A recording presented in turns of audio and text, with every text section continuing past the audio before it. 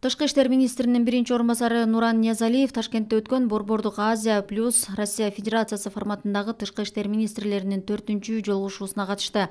Тышкы иштер министрлигинин басма сөз кызматы билдиргендей, күн тартибине ылайык тараптар регионалдык кызматташтык боюнча пикир алмашып, Афганистандагы учурдагы кырдаалды талкуулашты. Нуран Ниязалиев өз сөзүндө дүйнө жүзүндө COVID-19 оорусунун өсүшүнө тынчсыздануусун билдирди.